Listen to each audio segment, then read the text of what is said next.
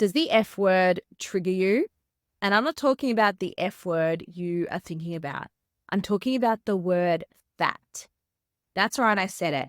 Fat, fat, fat. How does that make you feel? The word fat can be triggering for many women and for many different reasons. Welcome to the What's Eating You podcast. I'm your host, Stephanie, and I'm a psychologist, published author, and public speaker here to educate and validate. Enjoy the show.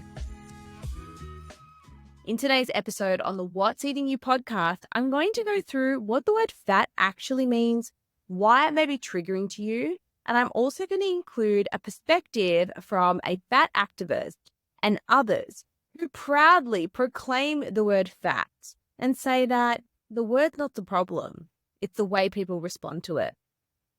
Welcome back to another episode. If you are an OG, welcome back. So good to have you here. And if you are new, thank you so much for being here. Out of everywhere in the world, you are here listening to today's episode, and I am so grateful to have you present. So I want to know, what enticed you to listen to this word fat? What enticed you to tune into this episode? When you think about the word fat, do you think it's a bad word? If so, what associations have you learnt to make with this word? This topic of conversation has come up a few times in the last week, and I'm here to talk about it. This episode is going to break down what the word fat means, understand the perspective from someone who considers themselves fat, how to manage being triggered around conversations of fatness or dieting, and redefining our relationship with the word fat. The reason this came up was I was speaking to a lady who said to me that she was very triggered when her friend called herself fat. She said her friend is in a larger body, and her friend said, "I'm just fat and you need to accept it." And the person I was speaking to said, "I don't want to accept that. I don't see her as fat. I see her as my best friend, and I see her as a caring, kind human." And I said, "Hang on a sec." And this woman I was speaking to was in a larger body herself, and she'd undergone weight loss surgery and was in a different body now.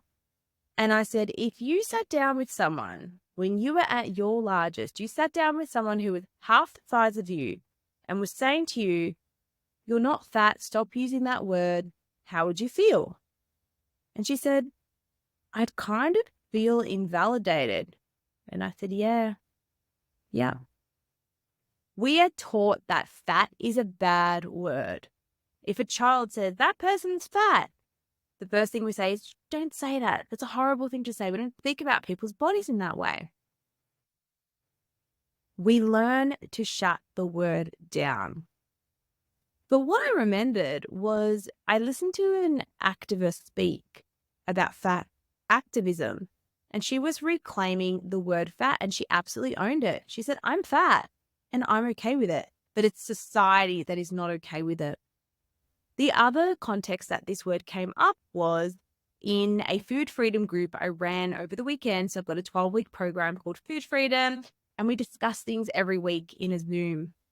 And the conversation was around when other people bring up the topic of fatness. "Oh, I look so fat. Oh, I need to stop snacking. We need to get chocolate out of the house." And how we can sometimes take on that energy from our partners, from our mothers, from our sisters, and think it's our fault. And that, "Oh my God, this person thinks they're fat because I'm bringing cookies into the house."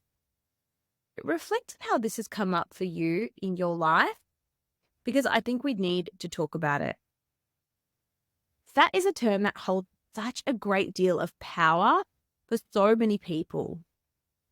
It is often hurdled as a weapon, and it tries to tear through many of us. We often respond with fear, and we use our own instincts to self-preserve, to try to protect our image. For some, being called fat just once is enough to trigger the onset or relapse of an eating disorder. For others, it can lead to body dysmorphic disorder, and this is where a person obsesses about a real or imagined flaw in their appearance, which is usually minor or imperceptible to others. For such a small word of 3 letters, the hurt can be so great. What is the definition of the word fat? This word can refer to a natural oily substance occurring in animal bodies, especially when deposited as a layer under the skin or around certain organs. It's an essential part of our diet, and it is necessary for our health and well-being. Fat can also be used as a term to describe excess body weight in humans and animals. That is literally it. The definition I think many people use is excess fat. And what is so bad about that? There are so many instances where excess fat is necessary and healthy. We need fat to be able to think clearly, or we need excess fat when we are pregnant, when we're recovering from an eating disorder or an illness.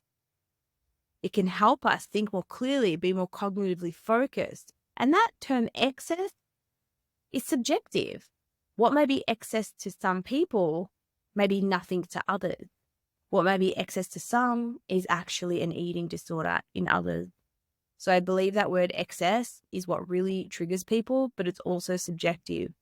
How do we quantify what excess fat is? When will be the day where you no longer think you're fat? Have doctors or other people told you that you're not? You see, the word fat isn't the problem. It's our association and the deeper meaning we put on ourselves for this. I read an article by someone called Aubrey Gordon, and she said, the hurt doesn't come in naming our bodies for what they are. It comes in the harm that is visited upon us for visibly being fat. She said, when I talk to other very fat people, they often feel the same way. It comes from the street harassment, the pervasive medical discrimination, and the reliable silence of thin people when we are bullied. She said, I don't define myself by my fat body, but nearly everyone else seems to. Those around me make it clear at every turn that I don't have fat, I am fat. Remarkably, unforgivably fat. I don't define myself by my fat body, but nearly everyone else seems to. And too often, their perception turn meeting my most basic needs into a minefield. Denying that some of us are fat may feel comforting, especially for those who aren't universally regarded as fat. But to Audrey, she said, it feels like a denial of a fundamental life experience that has significantly impacted me. It's not just a denial of my size, but a denial of the biased attitude and overt discrimination fat people contend with all too often. It's so true. This is a rebuttal that most fat people are familiar with. It's well-meaning but ignorant. And I've been in this situation too. When someone said, do I look fat? Am I fat? We straight away rush in to defend them. You're not fat. You're amazing. Don't speak to yourself like that. And what Audrey said was, if you're not fat, I'd urge you to sit with the discomfort. Because when we are well-meaning and we try to stand up for someone and say, oh my gosh, we rebut the fat comment, we're actually removing all sense of a person's agency and identity. So she recommended swallow that immediate reaction to negate the way a person is describing themselves and start by looking at your own relationship with bodies and the word we use to describe them. I guess this can relate to any body part. It can relate to saggy boobs. It can relate to having a big nose. And a friend of mine, we were talking about surgery and different surgeries, and I noticed I had the urge to do the same thing. Oh, you don't need that surgery. You're perfect. But I actually didn't, because I'd gone through something similar. And I just supported her decision and said, you know what? You want to do that? You go for it. I didn't tell her she didn't need it. I didn't tell her she was perfect the way she is. I just said, yeah, okay. Given what you've been through, it does make sense that you have saggy skin and you do want to address that. So If you get triggered by fat talk, here's what I want you to consider. What triggered you and the reason? Why does the word fat trigger you? Why is the word fat bad? It is just a word. 2, I want you to ask yourself, is this something you can control or manage? When was the last time you felt triggered by the word fat? Did you take it personally? Just remember, everyone is fighting their own food demons and maybe on a different page to you. And one thing I say in my food freedom group is the more you recover and the more you heal your relationship with food, the more diet talk you're going to be aware of, the more food demons around you you're going to be aware of. And you're going to get triggered. You're going to want to argue back. You're going to want to point it out. But just come from a place of compassion and curiosity. So one of the other reasons I decided on this topic was a lady in my group, her partner had commented about his body and said, "Oh, I look so fat. I need to stop snacking." And she immediately went into a panic and took responsibility for this. She thought, "Oh my gosh, it's my fault because I'm baking cookies. Should I stop snacking? Should I look up? Do I need to change?" And she's trying to overcome an eating disorder. And what I encourage her to do, because one thing you can do is speak to your partner and say, "Look, when you make these comments about your body or fatness, it really bothers me. It upsets me because I'm on a food freedom journey. I just want you to not mention it." That's the first thing we can do. We can try to put a boundary in place. But the issue is when we do that, we're relying on other people to manage our emotions by censoring what they say. What I recommend is becoming stronger from the inside out. And the way you do that is you brush it off like water off the duck's back. And you say, it's not about me. They're fighting their own food demons. I remember a family member once said to me, "Why do you cook with coconut oil? It has so much fat, it's going to make you fat." And I just thought, is this someone I'd take advice from? And the answer was no. And I thought, you know what? They're fighting their own demon. It's not about me. I like coconut oil. At the time I used it.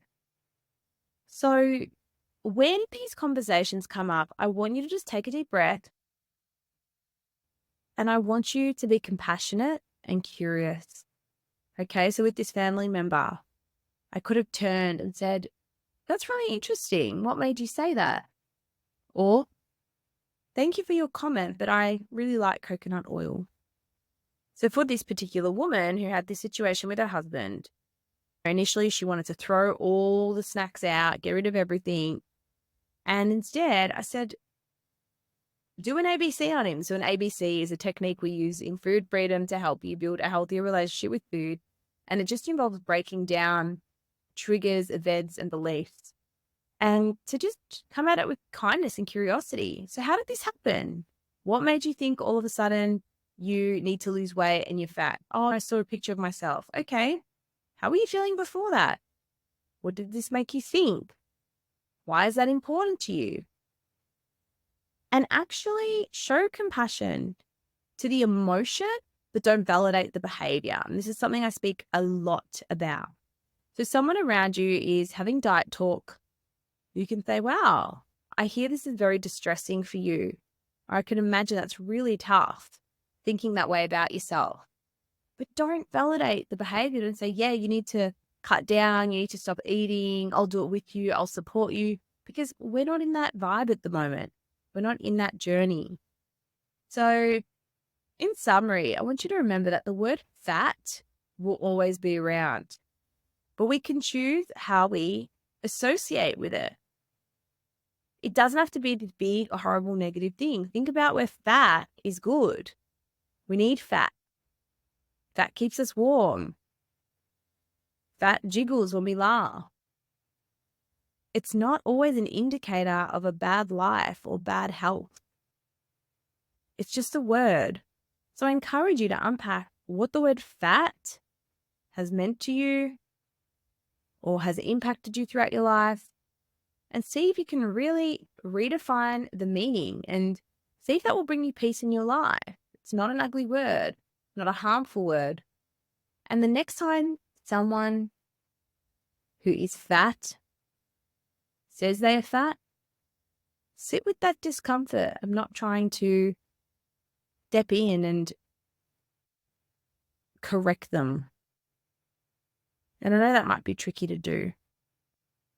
This one was a shorty. I hope you enjoyed this episode. Please leave a rating or a review. And if you have an episode request, send me a message on Instagram or you can fill in the link below. Take good care. Thank you for listening to today's episode. I am truly grateful for you being here. If you got something out of today's show, please take a moment to leave a rating or review. To access more resources or support, check out the show notes below. See you next time.